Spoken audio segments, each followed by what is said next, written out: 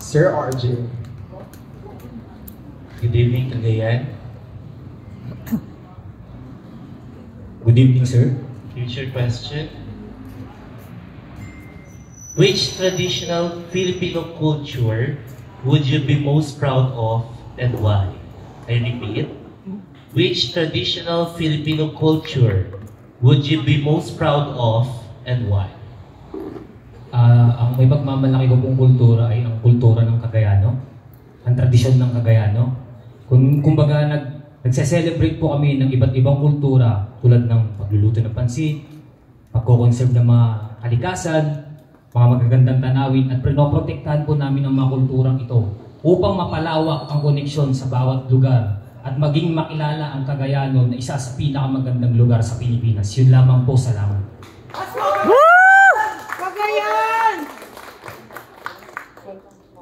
Next is Raha Zamboanga. Wala na akong boses, Cagayan.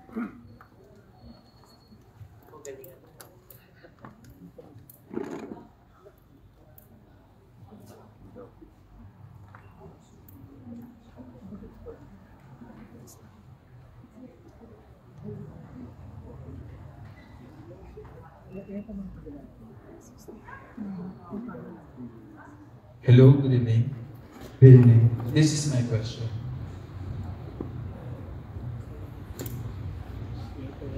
Who is a cultural figure that inspires you and why? Who is a cultural figure that inspires you and why? One of the cultural figure that I can think of that have inspired me is Dato Lapu-Lapu. I have been in Cebu for a decade already. I was born in Zamboanga, but I have found myself in Cebu. I believe that Dato Lapu-Lapu has one of the few people who received the Christianity in the Philippines. And it is because of Dato Lapu-Lapu, we were now Christians. And we are now celebrating this beautiful tradition, this beautiful culture because of Dato Lapu-Lapu. And of course, we're not going to forget about our heroes and figures of the Philippines, because they are the ones who brought up who we are today.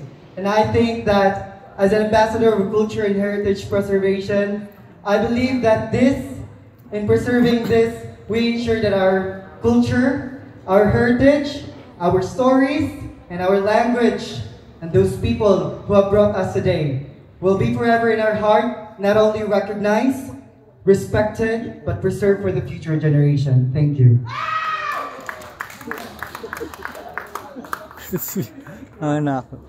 Next is Raha Manila.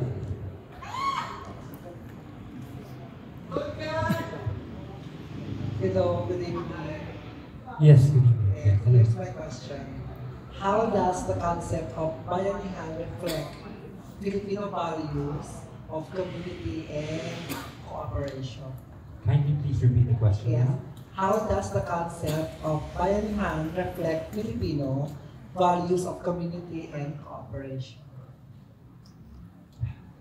Okay. As a Filipino, I have lived for 35 years here in the Philippines. And yes, I have traveled all around the world because of my travels abroad.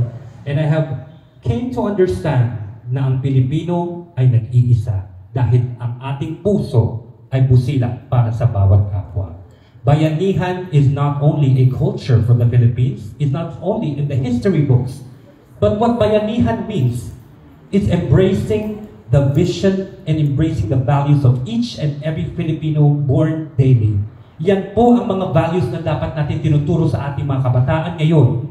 Ano po ba ang pagiging isang tunay na Pilipino? Yan po ba ay na-define lamang sa kulay ng ating balat o sa ating pananalita? Ang Pilipino ay nag-iisa at ang Pilipino ay unique because we are one despite of all the challenges that the world and this culture or typhoon kung ano man ang dumating sa ating Pilipino. At dahil dyan, I have adopted that bayanihan trait, not only for myself, but for my co-candidates. And to end my answer tonight, ako ay tanggap ko sa sarili ko na ako ay Pilipino at magiging raha. Isang raha hindi lamang para sa corona, ngunit isang raha na may malasakit sa aking kapwa. Yan ang tunay na bayanihan ng pusong Pilipino. Maraming salamat po.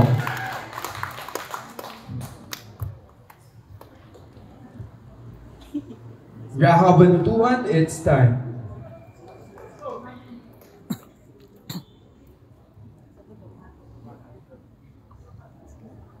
Hello, Mr. Kabanatuan. Your question is, what is the importance of culture to your identity of being a Filipino? Well, for me, the importance of culture as a Filipino is it's what makes us who we are now. It's our identity. And it's something that we need to hold on to. And, of course, preserve it for the next generation to see and understand, to make sure that our identity is well intact. As your Raha Filipino, I will use my skills as a video editor, a content creator, and a graphic artist to make sure that everyone will remember who they are. We are all Filipino and we are proud to be Filipino. Thank you so much.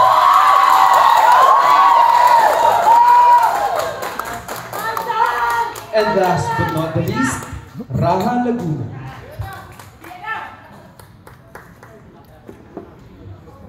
Good evening, Laguna. Magandang gabi po. Kamusta? Okay lang po. Excited na bilang iba.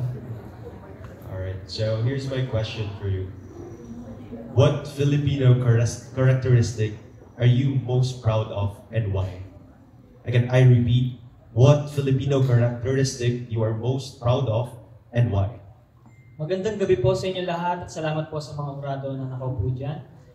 Para po sa akin, ang karakteristik na nagustuhan ko sa mga Pilipino ay yung pagiging maalaga at masikaso. Dahil nakikita po natin dito na ang bawat Pilipino po talaga ay nagugustuhan ng mga turista dahil po sa pag-uugali na ito. Nakikita naman din po natin sa balita na kung paano inilalarawan ng mga turista, mga Pilipino, ang pag-aalaga, ang pag-aasikaso, ang isa sa dapat na ipinapakita natin sa bawat isa upang ito ay mapanatili at magkaroon iba pang gantong katulad ng pag-ugali sa susunod pang mga henerasyon. Kaya ito ay pasa natin sa mga kabataan natin dahil sabi nga Dr. Jose Rizal na ang kabataan ang pag-asa ng bayan. Yun lamang po, maraming salamat.